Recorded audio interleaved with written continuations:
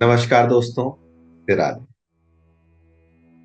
Astro Awadh channel में लगातार हम लोग ज्योतिष के उन महत्वपूर्ण विषयों पे बात कर रहे हैं जिसकी चर्चा किसी किताब या किसी वीडियो में आपको जल्दी। हमने मेष वृष राशि के साथ साथ सभी राशियों के तत्व की चर्चा की, जिसमें हमने अग्नि तत्व की चर्चा की, पृथ्वी तत्व की चर्चा की और आज हम लोग जल तत्व की चर्चा यहाँ पर करेंगे।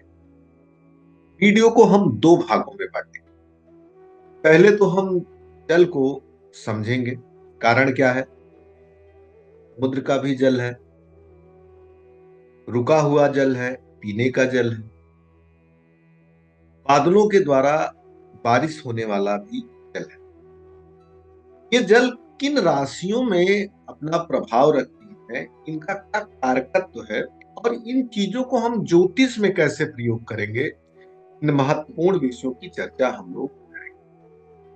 भाई, तीन राशियां जैसे कि आप देख रहे होंगे स्लाइड पे, कर्क और मीन, ये तीनों राशियां से जुड़ी हुई।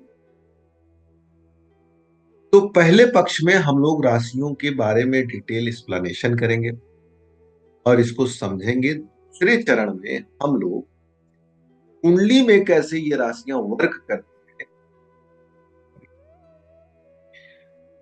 इसे को लंबा ना खींचते हुए हम सबसे पहले बात करते हैं जल। अगर जल की भूमिका की बात की जाए तो आप सबको पता है कि जीवन की शुरुआत किसी के पास है तो वो जल की।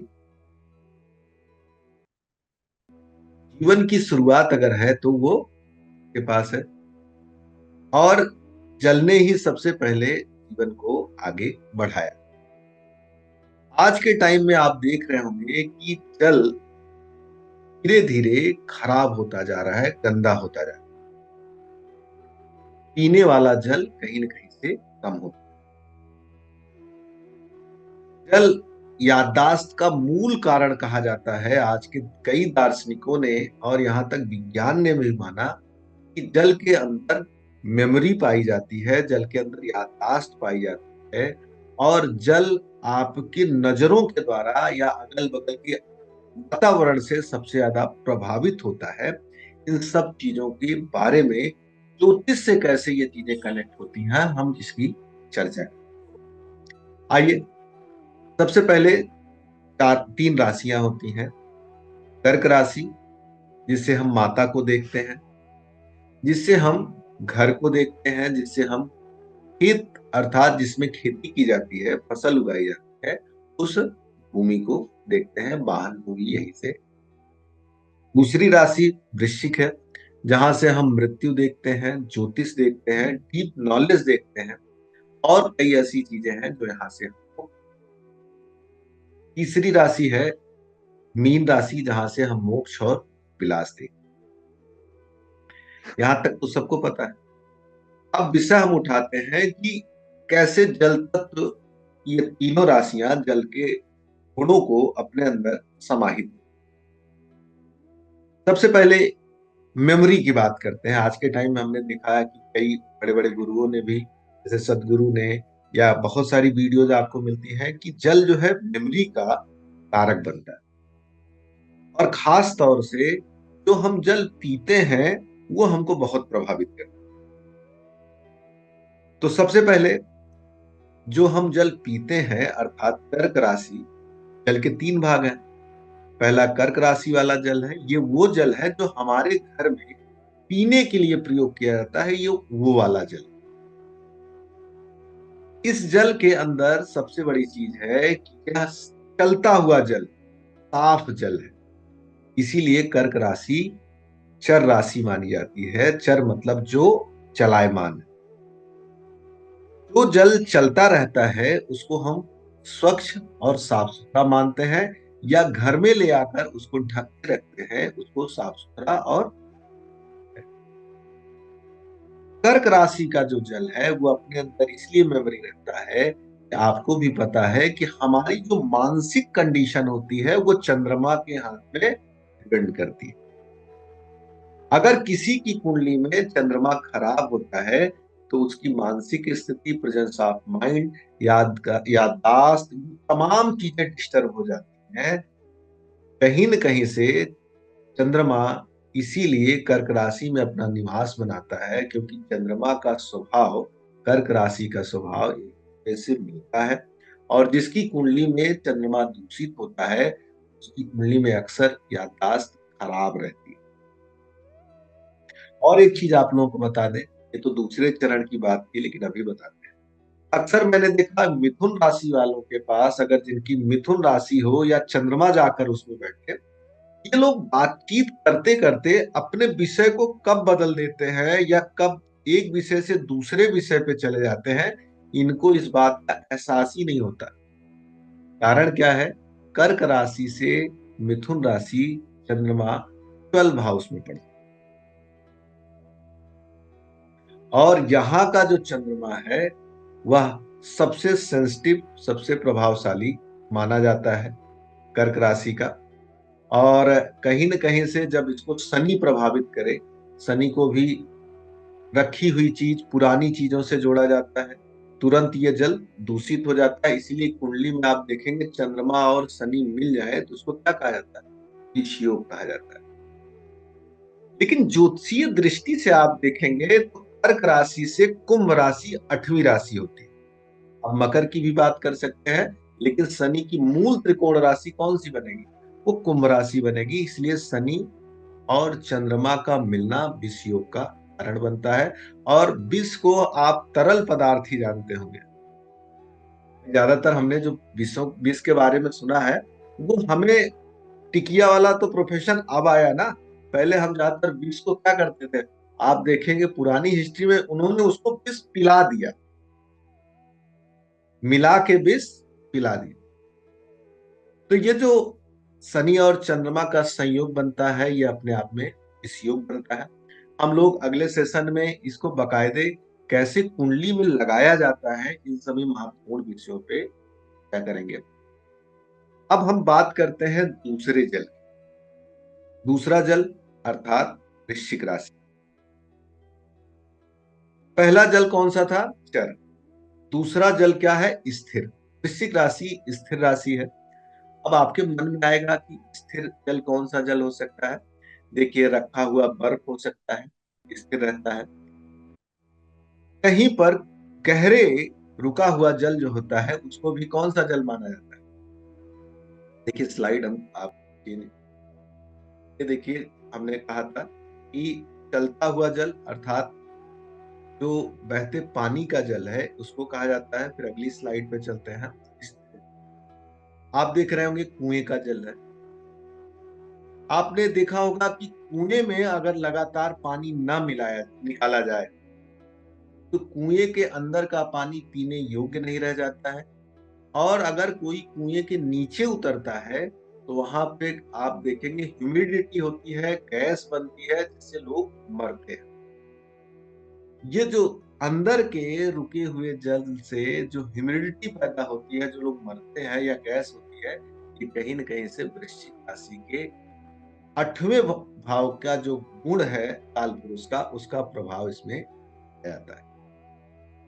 और एक चीज जान लीजिए, हम लोग गर्भ देखते हैं पंचम से, लेकिन हर हाउस का एक चौथा जो हाउस होता है उसके रहने का स्थान होता है। जैसे लग्न का रहने का स्थान चौथा होता है, ऐसे ही पंचम अर्थात गर्भ का रहने का स्थान बनता है वृश्चिक राशि। वृश्चिक गर्भ कहाँ रहता है? मां के पेट में रुके हुए पानी में रहता है। और आपने एक चीज सुना होगा कि डॉक्टर आपसे कहते होंगे कि बच्चा जो है गंदा पानी पी रहा है। कारण क्या होता है कि जो गर्भ का पानी होता है उस पानी को वृश्चिक से जोड़ा जाता है, अष्टम के जल जल से जोड़ा जाता है। और जब बच्चा उसको पीता है तो वह पानी कहीं न कहीं उसके लिए विषाक्त हो जाता है। तो ये कौन सा जल हुआ? ये लेकिन एक सबसे महत्वपूर्ण बात है, हमने एक एग्जाम्पल दिया कि चौथे का सृजन आठवें में हो रहा है। आपको ये कम मिलता होगा देखने को, कम किताबों, कम चैनल पे आपको मिलेगा। लेकिन इस बात को हम थोड़ा पीछे ले जाए, जब प्रकृति की शुरुआत हुई तो कहता है विज्ञान कि मनुष्य का जन्म या किसी भी चीज की शुरुआत जो है, किसी भी जीव की शुरुआत जल के सूक्ष्म कणों से प्रारंभ हुआ। आपने एक चीज देखा होगा कि आपके घर का पानी या कहीं का पानी अगर साफ सुथरा और बहता होता है, उसमें जल्दी कोई जीव पनपने नहीं पाता है। जब पानी रुकता है, जब पानी थोड़ा सा गंदा होता है, तब जाके उसमें कीड़े आप देखते। उसी चीज की बात मैं ज्योतिष के लहजे से कह रहा हूं कि जब पानी रुकता है, उसी में सृजन होता है। उसी को वृश्चिक राशि का पानी अर्थात माँ के गर्भ के पानी से आप जोड़कर देख सकते हैं।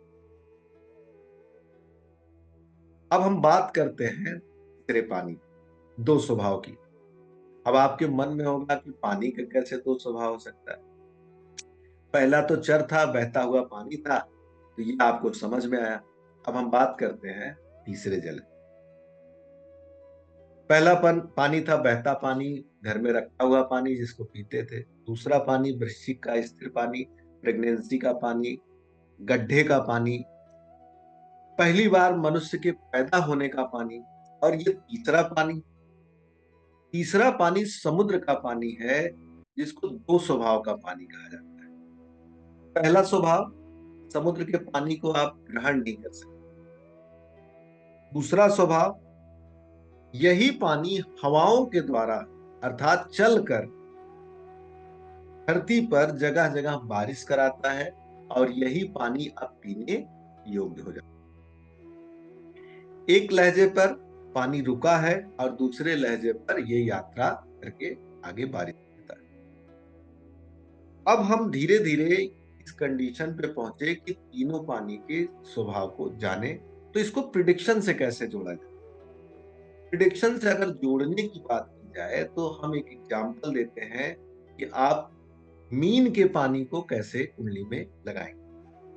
हमने देखा है कि मीन लग्न का आदमी जो होता है, कई बार आसपास के लोग उसका फायदा पाए ना पाए, दूर के लोग जो होते हैं उनसे जुड़े होते हैं, वो अधिक से अधिक लाभ पाते हैं।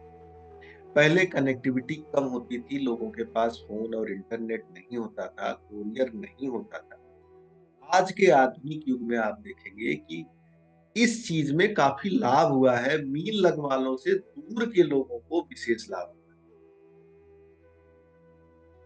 और मीन लग्न जैसे अगर किसी की पंचम में गई, तो कौन सी लग्न होगी? वृश्चिक। वृश्चिक लग्न के कई बार बच्चे घर से दूर जाकर वहीं पर पैसा कमाएंगे, वहीं पर वो दूसरे के ऊपर एंजॉय करेंगे, खर्च करेंगे, उनको वो चीजें उतनी नहीं रहेंगी। क्यों? क्योंकि वृश्चिक में पंचम अर्थात उनका ज्ञान, उनके बच्चे वो दूसरों पे अपनी चीजें खर्च कर देते हैं, वो भी दूर के लोगों को। किसी दूर के आदमी को दे दिया, किसी दूर के आदमी को पहुंचा दिया, मदद कर दिया। इसी तरह से मैंने कई बार देखा है कि कन्या लग्न के लोगों को उनके जीवन साथी उनसे किसी न किसी कारण से दूर होना, या दूसरों के लिए, जैसे अपने ससुराल के लिए या अपने मायके के लिए या अपने दोस्तों के लिए, वो अपनी एनर्जी खर्च करते हैं। उनको उन अर्थों में प्राप्त चीजें नहीं होती हैं। तो हम दूसरे चरण में कर्क, वृश्चिक और मीन के बारे में की तरह से कैसे ये कुंडली पे लगता है और इन तीनों जलों की और क्या खास चीजें हैं, उसकी चर्चा हम लोग करेंगे। हम फिर से मिलते हैं अगले चरण में। धन्यवाद। राधे।